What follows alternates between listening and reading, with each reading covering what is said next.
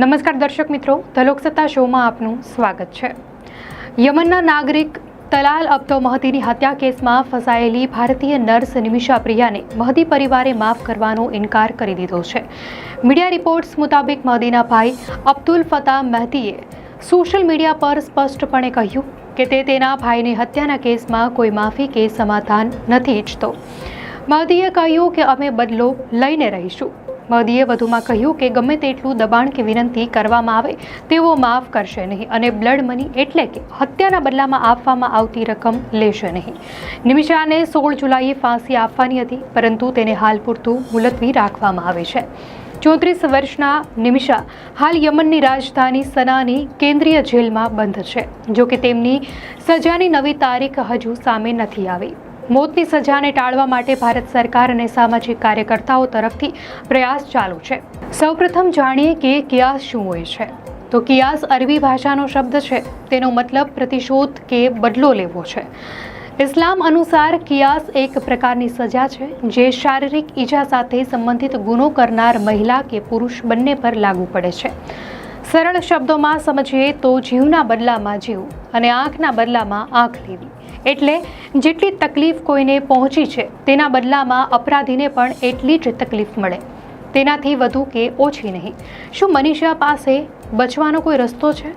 અલ Yemen અલ કાદના report અનુસાર નિમિષાના વકીલોએ કહ્યું હતું કે યમનના શરિયા કાયદા અનુસાર નિમિષાના પરિવારજનોને પીડિત પરિવારને $10 લાખ બ્લડ મનીના રૂપમાં ઓફર કર્યા છે, પણ હજુ કોઈ સમજૂતી નથી થઈ। આ સિવાય મનીષા પ્રિયાને મહિલા હોવાને કારણે શું સજામાં કોઈ રાહત મળી શકે કે પછી શું સજા માફ થઈ શકે છે?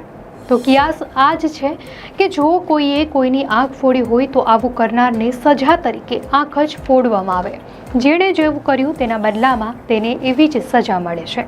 આમાં મહિલા અને પુરુષો માટે સજા એક સમાન હોય છે, પરંતુ જો કોઈ એવી મહિલાએ હત્યા કરી છે કે જે પોતાના બાળકને હજુ સ્તનપાન કરાવે છે, તો તેવા કિસ્સામાં જ્યાં સુધી બાળક થોડું મોટું નથી થઈ જતું ત્યાર સુધી તેની સજા રોકવામાં આવે છે।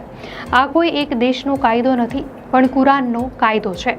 આ કોઈ એક દેશનો કાયદો નથી, જો કે તેને લાગુ કરવા માટે એક દેશનું ઇસ્લામિક અને શરિયા પર ચાલવું જરૂરી છે। આ ક્યાંય પણ લાગુ નથી થઈ શકતો। હવે નિમિષાને બચાવવાનો એકમાત્ર રસ્તો આ જ છે કે મહદીના પરિવાર તેમને માફી આપે। કિસાસનો અધિકાર મુખ્યત્વે પીડિતના પરિવાર અથવા વારસદારોનો હોય છે। હત્યાના કિસ્સામાં મૃતકના પરિવારજનોને હત્યારાને મૃત્યુદંડ આપવાનો અધિકાર હોય છે। આ સમગ્ર મામલા પર એક નજર કરીએ તો યમનમાં ફસાયેલા મનીષા પ્રિયાની કહાની ખૂબ જ દુઃખદ અને જટિલ છે। તેઓ કેરળના પલક્કડ જિલ્લાના કોલેનકોડના રહેવાસી છે। 2008માં તેઓ સારા ભવિષ્યની શોધમાં યમન ગયા હતા અને ત્યાં નર્સ તરીકે કામ કરતા હતા। 2015માં તેમણે પોતાનું ક્લિનિક શરૂ કરવાનું નક્કી કર્યું। યમનના કાયદા અનુસાર વિદેશીઓને વ્યવસાય શરૂ કરવા માટે સ્થાનિક ભાગીદારીની જરૂર પડે છે, તેથી તેમણે તલાલ અબ્દો મહદી નામના યમની નાગરિકને ભાગીદાર બનાવ્યા। નિમિષા પ્રિયાના જણાવ્યા અનુસાર મહદીએ તેમનો પાસપોર્ટ છીનવી લીધો હતો, તેમના પર શારીરિક અને માનસિક ત્રાસ ગુજાર્યો હતો અને ક્લિનિકની બધી કમાણી પણ પડાવી લીધી હતી।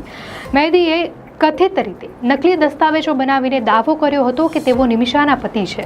જુલાઈ 2017માં પોતાના પાસપોર્ટ પાછા મેળવવા અને મહદીના ત્રાસમાંથી છુટકારો મેળવવા માટે નિમિષાએ મહદીને બેભાન કરવા માટે શામક દવા આપી। જો કે દવાના ઓવરડોઝને કારણે મહદીનું મૃત્યુ થઈ ગયું।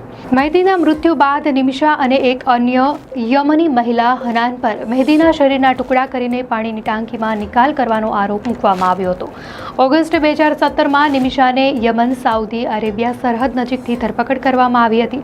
2018માં તેમને હત્યાના આરોપમાં દોષિત ઠેરવવામાં આવ્યા અને 2020માં યમનની અદાલતે તેમને મૃત્યુદંડની સજા ફટકારી। નવેમ્બર 2023માં યમનની સર્વોચ્ચ ન્યાયિક પરિષદ તેમની અપીલને ફગાવી દીધી, પરંતુ બ્લડ મની ચૂકવીને માફી મેળવવાનો વિકલ્પ ખુલ્લો રાખ્યો।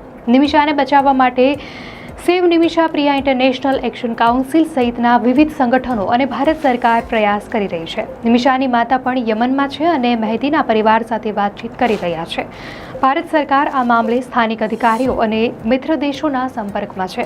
જો કે યમનનો વર્તમાન ગૃહયુદ્ધ અને હુથી નિયંત્રિત વિસ્તારમાં ભારતનો સીધો રાજદ્વારી સંપર્ક ન હોવાથી પરિસ્થિતિ ખૂબ જ જટિલ બની ગઈ છે। મહેદીના પરિવારનો એક ભાગ બ્લડ મની સ્વીકારવાનો વિરોધ કરી રહ્યો છે અને કિસાસ એટલે કે મૃત્યુદંડ પર અડગ છે. હવે સવાલ છે કે ભારત સરકારે શું કર્યું? તો ગયા વર્ષે ડિસેમ્બરમાં નિમિષાના પરિવારજનોએ આ મામલામાં ભારત સરકારે તત્કાલ હસ્તક્ષેપ કરવાની અપીલ કરી હતી.